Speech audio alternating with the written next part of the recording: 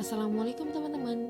Perkenalkan, kami dari kelompok 2B akan menampilkan video mengenai blastulasi dan glastulasi. Kelompok 2B terdiri dari Humaira Nur Insani, Marika Rida Farudiana, Muhammad Nasrullah Fatah, Nurul Melani, Sinta Aisyah, dan Sofia Aliatunisa. Berikut merupakan tujuan dari blastulasi dan grastulasi. Materi pertama mengenai blastulasi. Blastulasi merupakan proses pembentukan blastula atau blastosel. Blastokista atau blastula berkembang selama 2 minggu setelah pecahnya zona pelusida. Blastokista terdiri dari jumlah besar blastomer yang tersusun membentuk bola berongga yang berisi cairan yang mengandung inner cell mass atau embryoblast. Kumpulan sel yang terlokalisasi di dalam satu kutub di ujung dari blastula. Sel-sel permukaan blastokista disebut dengan trofoblast, dan rongga cairannya disebut dengan blastosol. Berdasarkan ada atau tidaknya blastosol, maka dapat dibedakan menjadi dua. Yang pertama adalah blastula berongga atau suloblastula yang terdapat pada blastula katak dan ambiopsus. Dan yang kedua adalah blastula tidak berongga atau stercoblastula yang terdapat pada blastula ikan dan amfibi. Berdasarkan ada atau tidaknya sel trofoblast, maka dapat dibedakan menjadi dua. Yang pertama adalah blastula bertrofoblast yang terdapat pada reptil, unggas, dan mamalia.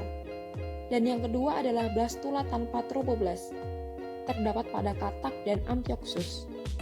Sel pada blastula bertrofoblast terdiri dari dua macam sel, yaitu sel utama atau inner cell mass yang membentuk sel tubuh embrio.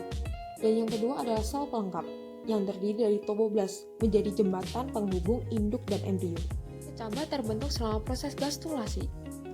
Gastulasi sendiri merupakan proses morfogenik yang menimbulkan 3 lapisan daun kecambah, yaitu ectoderm, mesoderm, dan endoderm. Terdapat 2 macam pergerakan sel pada gastulasi. Pertama, epiboli, merupakan pergerakan sepanjang sumbu anterior sampai posterior sehingga meluas ke tepi atau divergen. Erat kaitannya dengan pengaturan kembali daerah-daerah daun saraf dan epidermis. Dan yang kedua adalah emboli. Dalam pergerakan sel pada emboli ini terdapat pergerakan involusi, invaginasi, evaginasi, divergensi, konvergensi, delaminasi, dan mencakup perpanjangan, perluasan, dan penyempitan blastopore. Untuk cara kerjanya, amati preparat awetan bintang laut, ampioksus, katak, aves, dan mamalia pada tahap blastula. Lalu bandingkan tipe-tipe blastulanya. Sedangkan untuk yang gastrulasi, perhatikan preparat awetan pada tahap gastrula. Perhatikan perbedaan semua preparat yang sudah diamati. Fase blastula.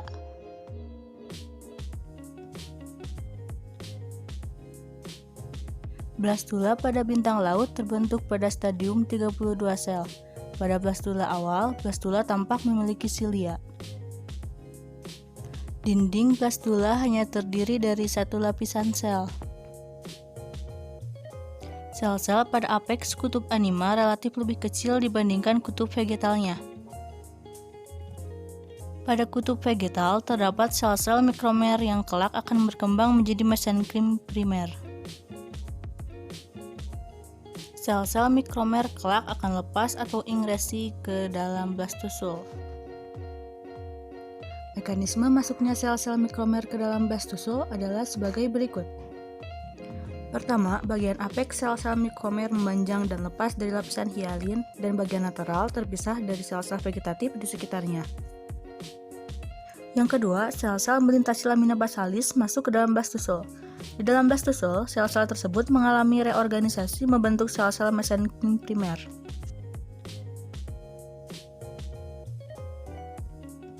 Gambar ini menunjukkan blastula amfibi yang terdiri dari bagian blastomer, yaitu sel-sel blastula, blastosol yaitu rongga blastula, cortical layer, kuadran bagian kiri sebagai tempat masuknya sperma, dan tempat invaginasi berlangsung. Stadium blastula tercapai pada stadium 128 sel. Pada stadium ini, mulai terbentuk suatu rongga yang disebut rongga blastula atau blastoso. Blastula pada amfibia memiliki 3 daerah yang berbeda, yaitu daerah di sekitar kutub anima, meliputi sel-sel yang membentuk atap blastosol. Sel-sel tersebut merupakan bakal lapisan ektoderm.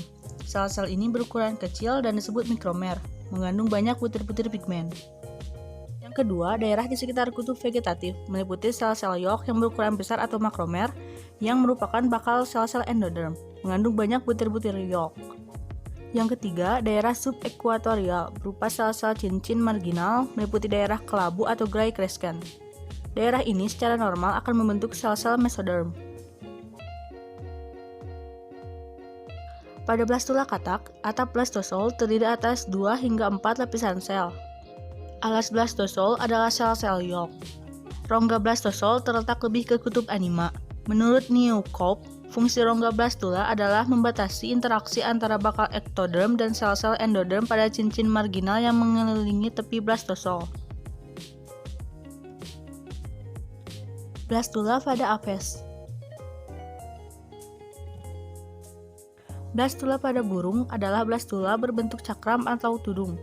Setelah lapisan tunggal blastoderm terbentuk, selanjutnya blastoderm mengalami pembelahan secara ekuatorial atau horizontal dan menghasilkan 3 hingga 4 lapisan sel. Pada beberapa jenis apes, rongga subgerminal juga merupakan rongga blastula. Pada ayam dan bebek, blastosol terbentuk setelah terjadi delaminasi blastoderm membentuk lapisan sel bagian bawah yang disebut hipoblast primer dan lapisan sel bagian atas yang disebut epiblast. Celah di antara hipoblast dan epiblast disebut blastosol. Blastula pada mamalia.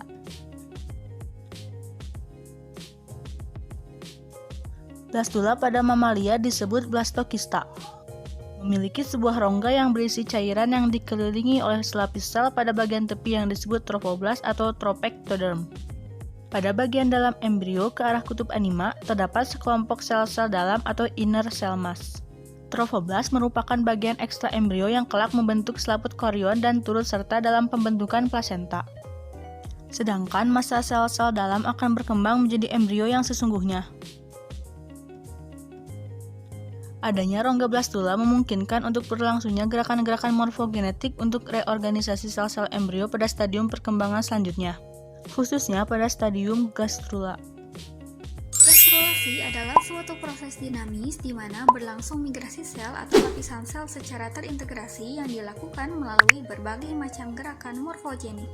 Berikut tujuan migrasi sel.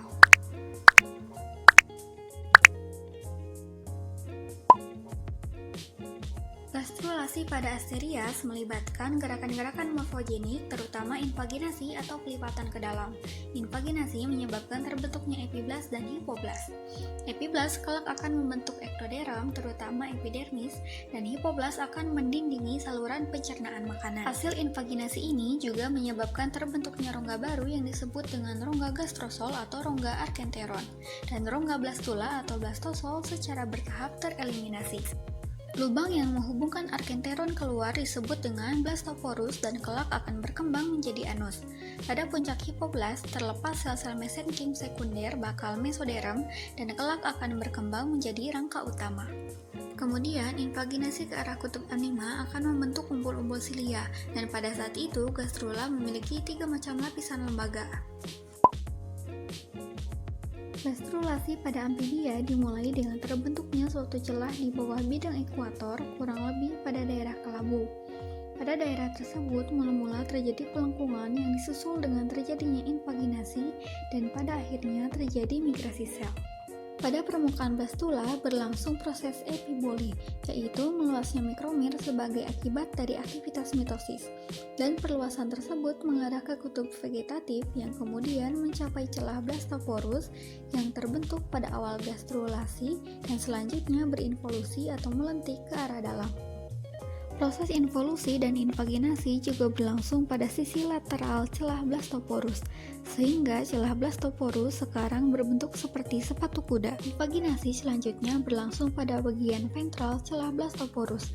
Mikromer yang mengitarinya sesuai dengan letaknya disebut bibir dorsal, bibir lateral, dan bibir ventral blastoporus. Kini proses gastrulasi menghasilkan embrio dengan 3 lapis lembaga, yaitu ektoderm, mesoderm, dan endoderm. Kini seluruh permukaan gastrula diliputi oleh mikromer yang berpigmen yang disebut dengan ektoderm. Makromer yang menyumbat blastoporus dinamakan sumbat yolk atau yolk plug. Makin tua suatu gastrula, blastoporusnya semakin kecil dan selanjutnya menyempit membentuk suatu celah yang memanjang yang disebut dengan daerah primitif atau primitive streak. Gastrulasi pada apes mula-mula terjadi pembelahan di daerah bakal meridian embrio di kaudal yang disebut dengan primitive streak. Primitive streak terbentuk di daerah posterior area pellucida. Pada ujung anterior daerah primitif terdapat suatu penebalan yang disebut dengan primitive knot atau nodus Hansens. Tepat pada bagian posterior nodus Hansens terdapat lekukan parit yang agak dalam yang disebut dengan lekuk primitif atau primitive pith. Lapisan-lapisan lembaga dibentuk melalui migrasi sel-sel epiblas ke arah nodus Hansens dan primitive streak, dan sel-sel beringresi untuk membentuk lapisan lembaga tengah dan bawah atau mesoderm dan endoderm. Lapisan lembaga dibentuk melalui migrasi sel-sel epiblas ke arah nodus Hansens dan primitive streak. Sel-sel beringresi untuk membentuk lapisan lembaga mesoderm dan endoderm. Sel-sel pertama yang melintasi primitive streak bagian anterior adalah bakal endoderm yang diikuti oleh bakal mesoderm. Sel-sel bakal mesoderm menyebar di antara epiblas dan hipoblas membentuk lapisan tengah yang kini disebut sebagai mesoderm. Sel yang bermigrasi melalui nodus Hansens meluas ke depan dan sel-sel tersebut terkondensasi membentuk notokorda, sedangkan sisa sel-sel epiblas yang tidak berinvaginasi melalui daerah primitif akan tetap menjadi ektoderm. Gastrulasi pada mamalia ditandai dengan terbentuknya rongga inner cell mass yang makin lama makin besar dan dinamakan dengan rongga amnion. Inner cell mass di bawah rongga amnion membentuk suatu keping yang dinamakan dengan keping embrio atau embryonic disc yang kelak akan menghasilkan embrio. Keping embrio terdiri atas lapisan ektoderm yang berbatasan dengan rongga amnion dan endoderm yang berbatasan dengan blastosol. Blastosol terletak ke arah rongga uterus, sedangkan keping embrio dan rongga amnion tertanam ke arah dinding uterus. Endoderm akan berproliferasi membentuk sel-sel pipih yang mendindingi blastosol. Blastosol sekarang menjadi gastrosol atau arkenteron atau rongga kantung yolk. Endoderm yang mendindinginya akan menjadi bagian dari kantung yolk. Pada mamalia, kantung yolk tidak mengandung yolk. Pada keping embrio berlangsung proses gastrulasi yang serupa dengan gastrulasi yang berlangsung pada ayam, sehingga terdapat stadium daerah primitif dan lapisan-lapisan lembaga ektoderm, mesoderm, dan endoderm. Hasil gastrulasi diantaranya ada ektoderm, yaitu lapisan yang akan memberikan bentuk luar hewan, merupakan prekursor epidermis dan sistem saraf, dibentuk dari sebagian besar kutub animal. Yang kedua ada endoderm. Lapisan yang dibuat dari kutub vegetal merupakan prekursor usus dan organ internal, dibentuk dari sebagian besar kutub vegetal. Yang ketiga ada mesoderm, yang merupakan lapisan prekursor otot, jaringan penghubung, dan komponen lainnya yang akan menghubungkan antara ektoderm dan endoderm, dibentuk dari sebagian kutub animal dan vegetal. Ayo kita berdiskusi. Nomor 1. Gerakan morfogenesis adalah gerakan sel atau sekelompok sel dalam proses gastrulasi untuk menata sesuai dengan peta nasibnya. Hasil utama gerakan morfogenesis yaitu perubahan susunan dari blastula menjadi suatu tahapan yang khas karena terbentuknya lapisan lembaga. Nomor 2. Epiboli merupakan migrasi atau meluasnya mikromer dari kutub anima ke kutub vegetatif. Involusi yaitu gerakan melentik atau membelok dari suatu lapisan luar yang tumbuh meluas masuk ke dalam. Invaginasi yaitu melekuk atau penonjolan ke arah dalam dari suatu lapisan sel, sedangkan evaginasi yaitu melekuk ke arah luar. Migrasi konvergen yaitu gerakan sel-sel mendekati pusat atau gerakan memusat. Sedangkan divergen yaitu gerakan sel-sel menjauhi atau menyebar. Ingresi yaitu lepasnya sel endoderm secara individual. Sedangkan delaminasi yaitu lepasnya sel endoderm secara lapisan. 3. Cara mengenal kutub anima dan kutub vegetatif. Kutub anima, kutub vegetatif. Nomor 4. Gastrulasi adalah proses yang dinamis untuk memindahkan berbagai wilayah presuntif menuju tempat yang semestinya. Pada stadium ini terjadi proses dinamisasi daerah bakal pembentukan organ tubuh pada blastula diatur dan dideretkan sesuai peta nasibnya. Akibatnya, kumpulan sel yang semula terletak berjauhan saling berinteraksi. Nomor 5. Sumbat kuning telur merupakan makromer yang menyumbat blastoporus, merupakan sisa sel endoderm yang tidak masuk dan terbentuk selama pembentukan bibir dorsal sehingga tidak berpigmen. Letaknya berada di tengah cincin yang terbentuk dari blastoporus. Lama-kelamaan akan menjadi primitive streak. Nomor 6. Persamaannya, yang pertama, sama-sama ada bantuan sel-sel mesenkim sekunder dalam gastrulasinya. Kedua, sampai tahap gastrulasi awal, perkembangannya hampir serupa. Ketiga, tipe telurnya isolesital sehingga yolk di dalamnya sedikit. Perbedaan. Pada gastrulasi Amphioxus tidak ada bantuan mesenkim primer, sedangkan pada Asterias ada. Ciri dan tujuan dari proses gastrulasi ayam. Tujuan.